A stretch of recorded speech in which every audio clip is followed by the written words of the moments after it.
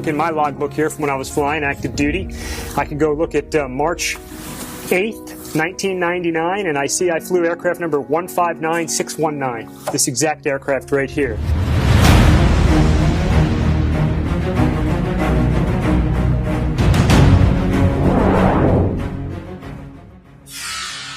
It was a very dark night out in the middle of the ocean, and no horizon that you can see, so you have to rely on your instruments. We were a wingman, so we were flying in formation, but as you come back for a night trap aboard a ship, they stack you up behind the ship, and one comes down at a time, about one every minute. We had gone over into our stack, and we were just waiting for our turn to come down the chute, as we call it, and land on the carrier, and the whole jet shook violently, like, and went completely black. It was a total electrical failure. The jet's still flying, the engines are still running. We have steam gauges, we call them, some of these things right here that do AOA and pressure to tell us our airspeed. But we had no electronics, nothing that we really need to land aboard the carrier as a solo. So we had to think quickly. Couldn't talk on the radio, had no radios. So we went and found our wingman. We knew where he was. We could still see him flashing, but he didn't know that we were Nordo, and we had no electricity. We were completely black, no lights. These are strip lightings that we would use for flying at night up real close, but none of our lights, none of our collision lights, none of our position lights were working. So we got our flashlights out. We flew near him because we could see him and showed him our flashlights till we were confident that he could see him and we could approach closer. And so we flew formation on him. Penguin did an absolutely outstanding job. We had our flashlights on. We could see our instruments. We flew formation all the way down the chute, so you're looking at an aircraft right next to you while you're flying down. And then right about 10, 15 seconds before landing, black night, no horizon, they flash their lights in the lead aircraft, they pull away, and you transition to the aircraft carrier. You get some rabbit lights, you got a meatball that tells us what angle we're coming in to land, and about the time that I'm telling this story, bam, we trapped aboard the carrier safely. Wingman was up ahead in case we boltered, as we call it. We missed a wire, we took off again, we could fly formation on him again.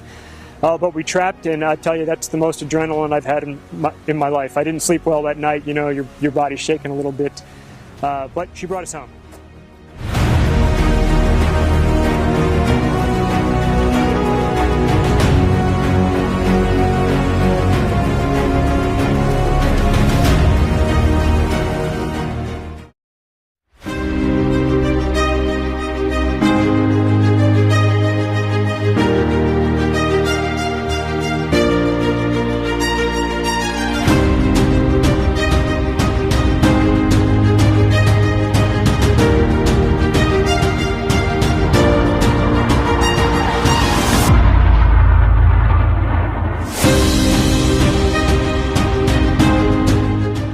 My name is Graham Stapleton, call sign Bones.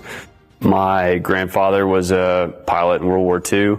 My father was a naval aviator. My grandfather on my dad's side was an air crewman in a B-17 in the Korean War. So the military is a little bit of a family deal. Top Gun was born an unacceptable kill-to-loss ratio in the Vietnam War. We had a kill-to-loss ratio of 2 to 1, meaning that for every 2 kills that we scored, one of our own friendly aircraft was shot down. When the first graduates came back to the Vietnam War, that kill-to-loss ratio went from 2 to 1 up to 12 to 1, and it helped turn the tide in the air wars.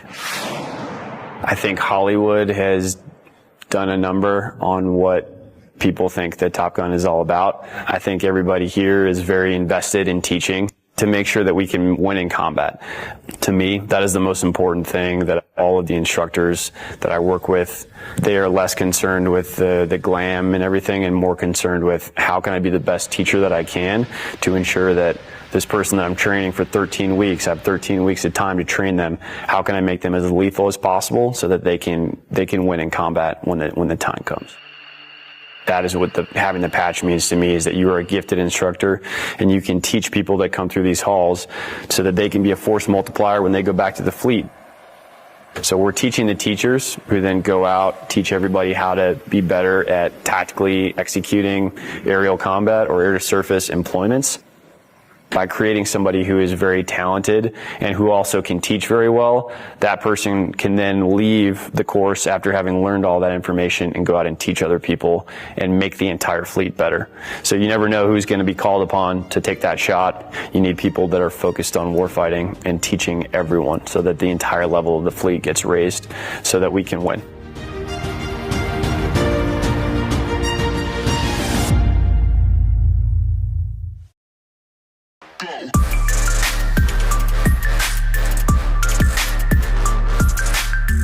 Subject is Lieutenant J.T. Loy. This time I'd like to check the stop run button starting with the flight director. It operates. Flight surgeon. It operates. Lieutenant, if you push the stop run button on your stick. It operates. Okay, the flight deck is manned and ready. Okay, Lieutenant, just a reminder about your first run. It'll be a gradual onset run. You won't have your G-suit on, and you won't be straining, okay? Just sit there totally relaxed when your lights come down to 30 degrees off the nose, or you have 75% light loss, and I want you to hit the stop the run button, okay? Okay. We're ready to go anytime you are. Ready. Okay, this is going to be 5.5 Gs for 30 seconds. Run will begin on my mark. 5, 4, 3, 2, 1, mark.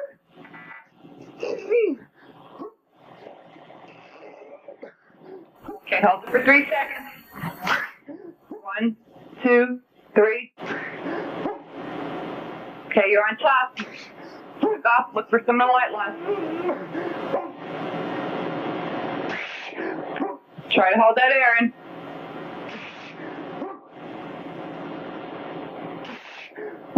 Slack off and look for the light loss.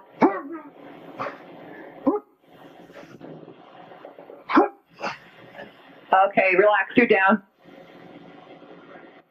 Okay, it's 7.5 to 15 seconds. Run will begin on my mark.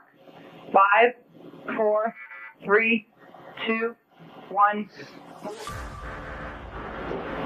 Exchange. 1, 2, 3. Change. Looking good.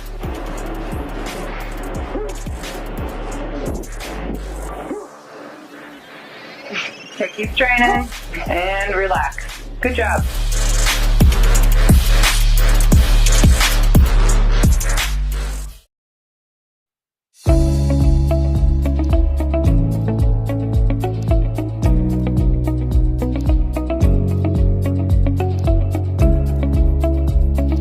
I'm going to talk to you about some of the patches on my flight jacket. Very personal thing, personalized by squadron, personalized by individual. Our squadron had a very specific patch that we used on our left side here. It's a Tomcat with the stars in there, multicolored. Had our squadron VF-213 and had Tomcat underneath the patch with the traditional Tomcat there.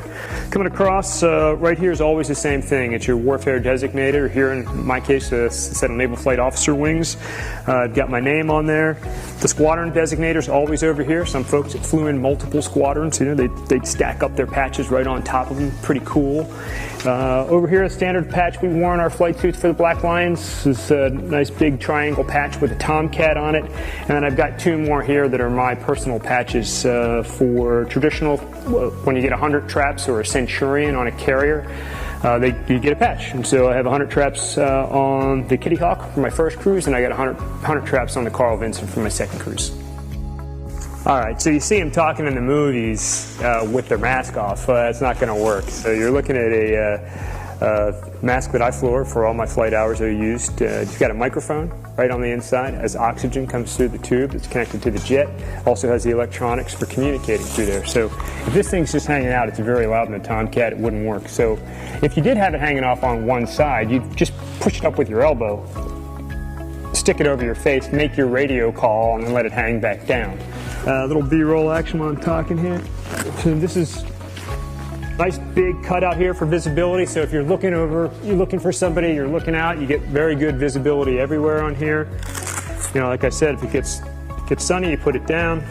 If it's not, you can put it up. All right, after a great flight dogfighting, tearing into somebody, training, flying fast, pulling G's, having a great time, you get back to the paraloft, you got to get everything off.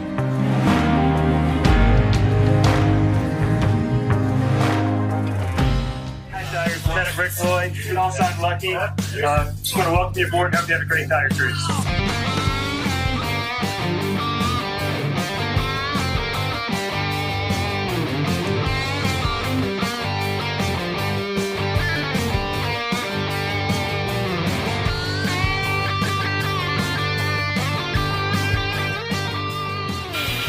Go black hot. See if we can get it now. Keep it going. The bus came off, huh? Sure did. Left, 9 o'clock. Still your position. Laser's firing, looking good. Blind. One, both of them right there. They're right together. Still 6-1 for time.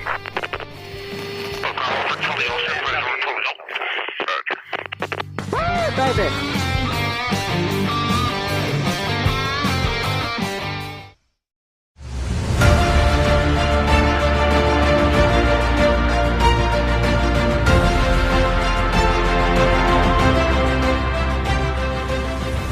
My name is Lieutenant Phil Murphy. I was inspired to become a pilot because it's kind of a family business. My dad and grandpa were both naval aviators, and then the inspiration had come from Top Gun, and told all the great stories about the training that we get here and everything, and then how much fun it is to be an instructor and how rewarding it is. So that's kind of how I went down that road.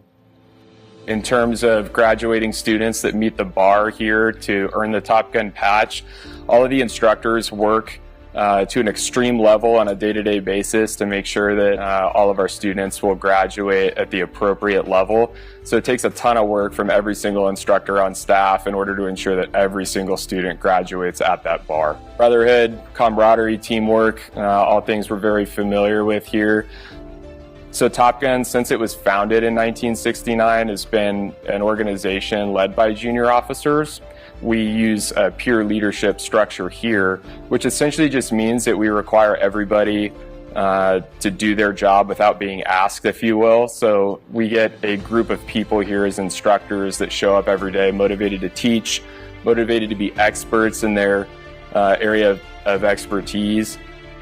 So in terms of legacy, I don't want to be specifically remembered. I just want to be a contributing member of one of the generations of Top Gun instructors that carried the overall legacy of the institution forward and handed it off to the next group in good terms. So the story of fines regarding quoting the Top Gun movies is true. The new movie was actually really cool because a lot of the flying shots are real. And a lot of the flying was executed by other junior officers, so it's in keeping of the tradition of Top Gun being a JO-run organization. And we had fleet aviators from all over the country contributing to those flying shots that were in the new movie. My name is Michael McBride, call sign Shady. I'm the current Top Gun executive officer. What inspired me to be a Top Gun instructor was I grew up in Kingsville, Texas, small town. Near a jet training base, and my dad is a retired Navy chief. I grew up watching jets fly over my hometown, as well as my dad was a huge inspiration for me to fly aircraft. The way that we operate here at Top Gun is this organization is mainly driven by lieutenants or basically junior 04s. My job clearly is to support them in running the Top Gun course and running the Top Gun syllabus. In that, we have very high standards for the course for us. So a normal Top Gun instructor is here for approximately 33 to 36 months.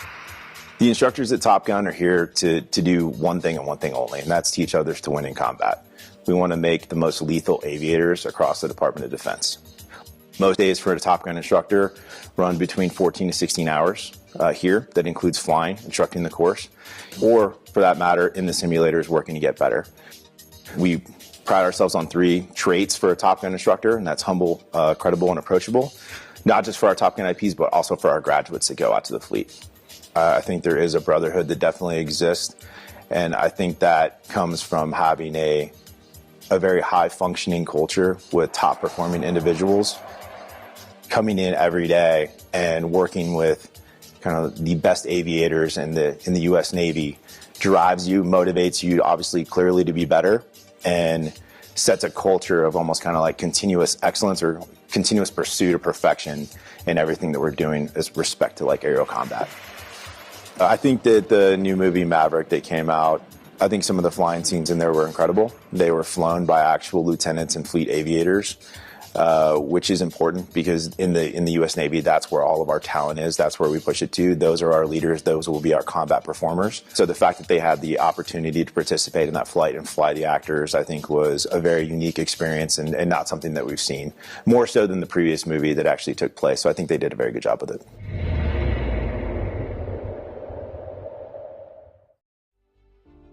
Something that some folks don't often acknowledge or talk about is the tremendous sacrifice, the strain on families, on the sailors, the men and women that deploy to serve as serving in the military of the United States. It varies across all of the services, and for the Navy, from my perspective, it was very challenging.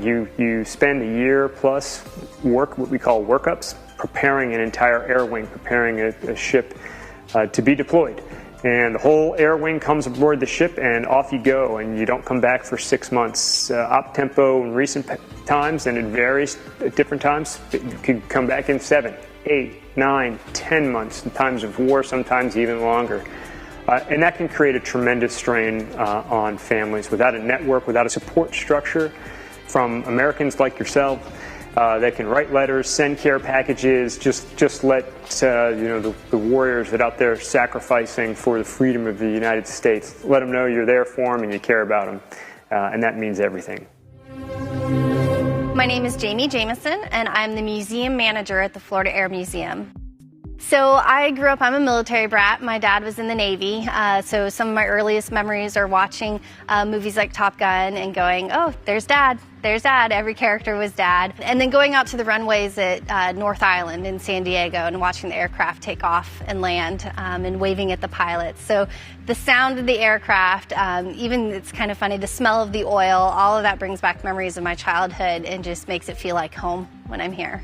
I've been with the Florida Air Museum for about 3 years. I started in September of 2017. The museum itself is made up of a collection of assets. They're either artifacts that belong to people or individuals, but really help to tell the story of aviation in the state of Florida. I love having student groups in here. We talk about a pilot named Ruth Elder, and she was a female pilot from Lakeland that tried to make the first transatlantic crossing before even Amelia Earhart does.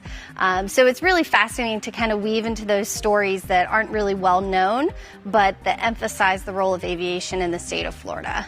So my favorite plane on property, oh, that's like asking who my favorite child is, but my favorite plane that I kind of come to time and time again is Loving's Love.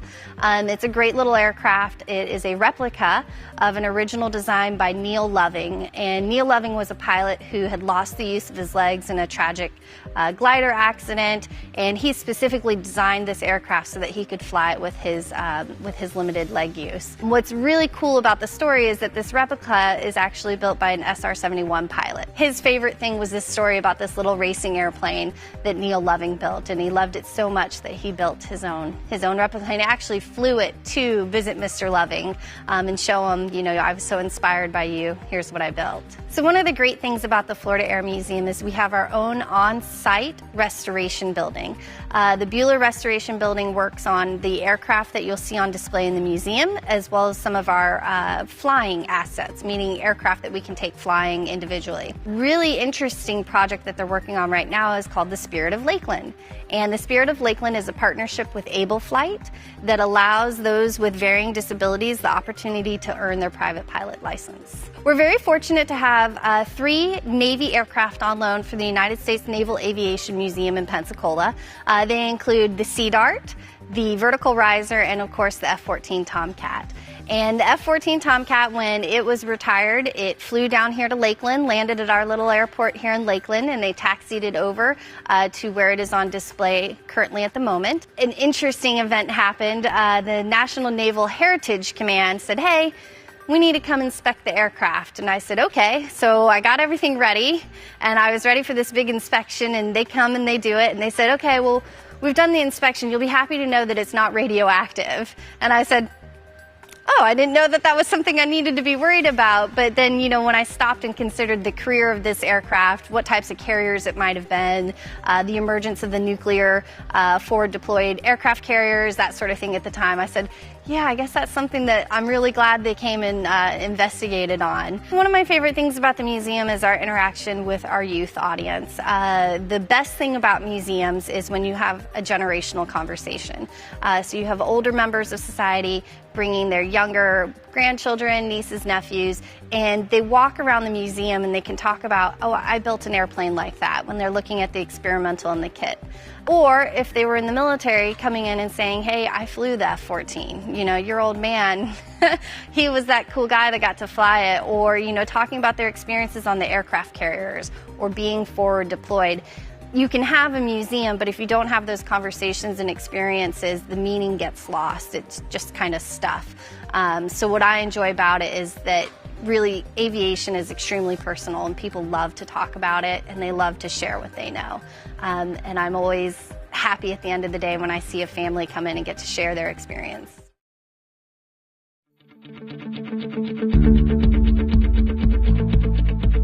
One of the nicknames they gave the Tomcat over the years was the turkey. Because it's got these big wings, swings out, it kind of looks like a turkey flying down low. So if Tomcat's a turkey, as is affectionately known, usually it's turkey feathers. So this is the exhaust section of the engine, and this exhaust area can close and open as a function of whatever the throttle setting is. So when you're subsonic and you don't have the afterburners going, these things will be closed up in a nice tight circle here to continue to accelerate that airflow outside of the back end here. And this whole big section back here in the engine that you're looking at, you know, from here halfway forward there is an afterburning section, pretty much throwing raw fuel into the back end, lighting it off, call it the afterburner or the blower, or light the cans as we like to say it. When we do that, these turkey feathers open up because as you light those cans, that airflow ignites and becomes supersonic. In order to accelerate supersonic airflow, we're actually going to do the opposite of what you'd think of as a nozzle like on your garden hose, and we're going to open up. And this opening, this larger area by about 10%, is going to accelerate the airflow out the back, giving you even more efficiency using the afterburners. Tail hook, it's sitting back here. This is what stops you every time. Got a tail hook right here. This guy sits up when you're flying around, but you'd put it down. You know, right now they've got it wired up for safety, but it would come all the way down. It's held down by some snubber pressure, and it's what grabs the wire when you're landing on the carrier. We also have a dump mast right here, and when we needed to, you needed to get down to max trap or the maximum amount of weight you could have when you're trapping aboard the carrier, you'd have to dump some fuel sometimes, and so we could dump a lot of fuel out of this dump mast. Fortunately, in the Tomcat with its afterburners, we could burn gas faster than we could dump gas. So why would you use a dump when you can just burn it up and have some fun and go fast, which is what we normally do. I feel like I can fly this thing now. You've given me that adrenaline rush. It's a beautiful bird, and it's amazing that coming back and standing next to one after so many years. It just brings back so many fond memories. I'm glad we could share them. My name is Ed Young. I'm the Executive Director of the Aerospace Center for Excellence. The Aerospace Center for Excellence is the 20-acre campus on the south end of the Lakeland Linder International Airport, which includes the Florida Air Museum, the Central Florida Aerospace Academy, the Tom Davis Educational Center, the Piedmont Laboratory, the Bueller Aviation Restoration Center, and a fully functional 727 classroom. The Florida Air Museum is dedicated to aviation in Florida. It's actually been declared by the state of Florida to be the official aviation museum and education center. We try to collect artifacts that are related to Florida history. The Bueller Restoration Center is directly across the street from the Florida Air Museum. In April of last year, we received a giant box with hundreds of parts in it, and we are now constructing an aircraft. And that aircraft is being specifically designed to help people with disabilities, particularly paraplegics and quadriplegics, learn how to fly. The program that we're using, Able Flight, has put wings on over 100 pilots so far that have disabilities. The great thing about the program is that when you're in the air, you are simply a pilot. You are not a paraplegic, you're not a quadriplegic, you're a pilot. And the avionics are mounted into this and then mounted to a TV bracket. So basically what you can do is come up with your wheelchair, position yourself, put yourself in the aircraft, and then pull the avionics panel back across to you. There's also a bar right here that it's not back from the metal shop, but there's a bar right here that controls the rudders. That way, if you don't have use of your legs, you can still control the airplane. And then there's a center bar that controls the ailerons. So everyone who works in the Florida Air Museum has a different specialty or different interest. As it happens, I'm an aviation historian, and I love the ones that are tied deeply to history, including the Baby Laird, which was built in 1913 by Matty Laird, who became one of the most innovative individuals in terms of the golden age of aviation. He hired a few people that aviation people are familiar with: Clyde Cessna, Lloyd Stearman, and Walter Beach. The International Council of Air Show Performers has their Hall of Fame here. There are air show planes. In fact, there's an air show plane right above me, the Red Baron. I do love the Baby Laird. Matty Laird was absolutely essential in terms of Kansas aviation. Kansas is actually considered the air capital of the world because so many of the aircraft are still produced there. 85% of all of the general aviation fleet are still produced in Kansas. Well, Matty Laird, he was crazy if you think about it. He took parts off of a bicycle. He took a glider wing that he had, he put them together, and at the time, in 1913, he was earning $300 per flight, which is about 10 grand a day just to fly that thing. Katherine Johnson borrowed his next version of that, called the Bone Shaker, and she flew it in China and Japan and really convinced people in that part of the world that that was a legitimate way to travel. Air travel was going to be the next big thing. I do love that plane. I climb in it every time I get a chance. The other really super cool one, the Ford Flivver back there. So Ford really had this notion that they were going to create the Model T of airplanes, and they did a Ford reliability tour in 1926, 1927. They really thought that plane was gonna be parked in everybody's garage. The Peyton Pole, I love the Peyton Pole. So originally, when they built the Peyton Poles, they used Model T engines, and the radiator would sit in front of you. So you had to land it by guess, by feel, by looking out the side of the plane because the engine was right directly in front of you. That plane flew in here, and all those awards that you see in front of that plane were awards that plane won because it was so cool. The design was so neat. And it was so true to the history. But that's a pretty amazing plane. The Florida Air Museum is a unique collection of specifically Florida items and then a little bit of militaria. So you have a chance to walk into the history of Florida, trace the roots of some great aviators from across the state, see some of the airplanes that really made a huge difference in terms of the development of aviation. The very first commercial flight, most people don't know, was a scheduled flight in Tampa Bay. It was a seaplane that flew from one side of the bay to the other.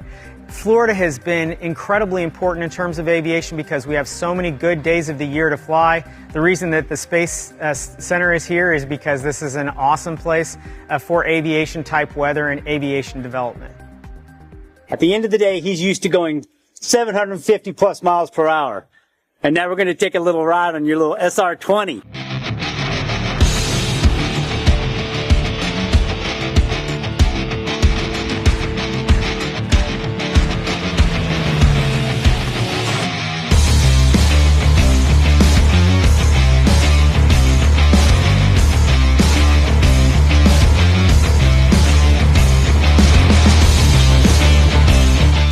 Up and away.